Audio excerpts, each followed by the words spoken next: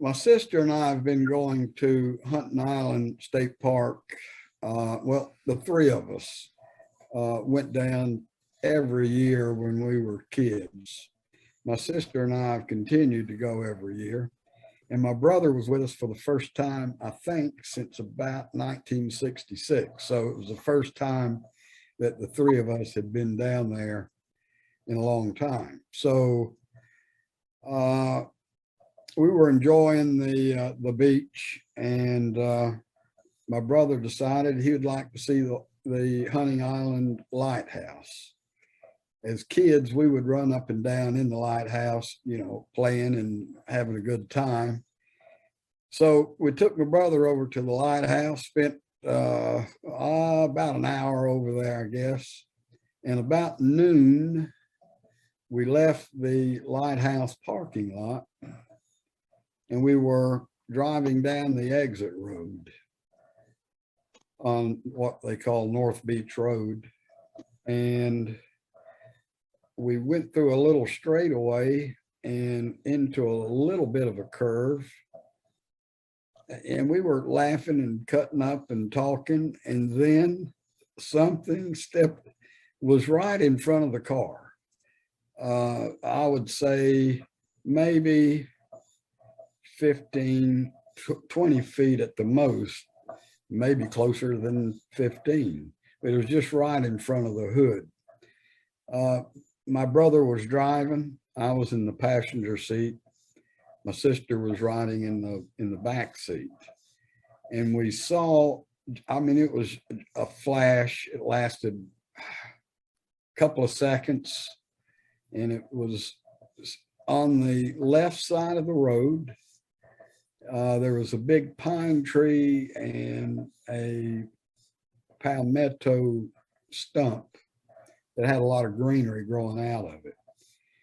And I didn't see the head or shoulders. I saw the torso, the legs.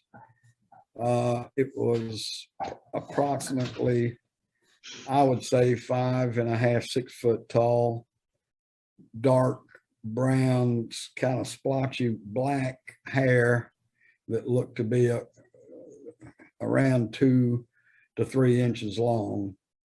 And it took a couple of steps right in front of us and disappeared into what I call the jungle, because it's jungle. My brother stopped immediately and he looked at me and he said, "Did you see what I saw?" And I said, "Yes."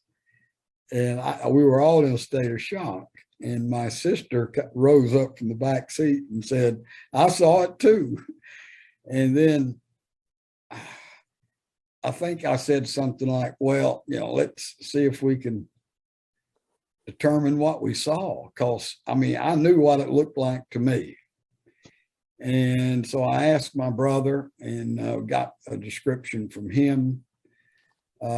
He saw exactly the same thing I did.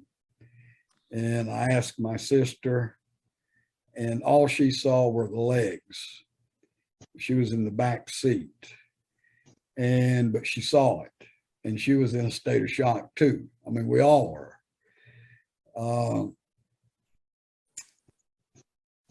It took us a while to process. I mean, seeing, the only thing that came to my mind, it had to be a Sasquatch. I would think it would be a juvenile due to its size. It was about 5.5, 6 foot at the most tall. I would say the legs were probably, I would say 3 feet long. It had a jointed knee. It was standing upright. It was a hominid. I don't think there are any gorillas around. We've been going there since 1955 and we've never seen anything like that. We've seen a lot of animals in the park, but never anything like this. And it was just, I mean, it was a shock. Later on, after talking to my son. My son suggested that we call the park ranger or file a report with him. So we went down to the park office, talked with the lady who was working the desk there, gave her a brief description of the incident. And then she took our name and number and had the park superintendent call us.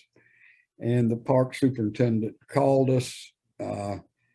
I guess we talked about 30 minutes. I gave him a complete detailed description of what we saw.